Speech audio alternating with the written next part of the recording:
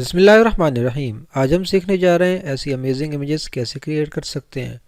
सबसे पहले हम प्ले स्टोर ओपन करेंगे और प्ले स्टोर में जाके हम ऐप इंस्टॉल करेंगे। जो ऐप हम इंस्टॉल करेंगे वो है बिंग। बिंग की ऐप हम सर्च करेंगे और हमारे सामने ये ऐप ओपन हो जाएगी। इसको हम इंस्टॉल करेंगे, बिंग ओपन करेंगे तो हमारे पास सामने ऐसे ओपन हो जाएगा।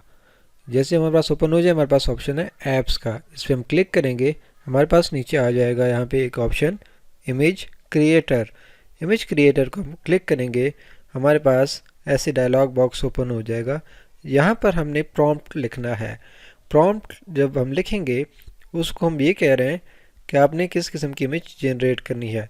आप इसी प्रॉम्प्ट को भी यूज़ कर सकते हैं, आप इसको चेंज भी कर सकते हैं। उसके बाद क्रिएट पे क्लिक करेंगे तो देखेंगे कि आपके पास आपके प्रॉम्प्ट के मुताबिक इमेजेस क्रिएट हो जाएंगी।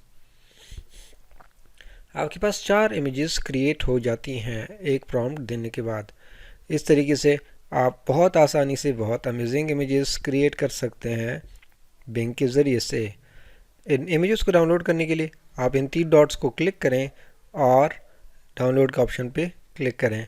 आपके पास आपकी इमेजेस डाउनलोड हो जाएंगी।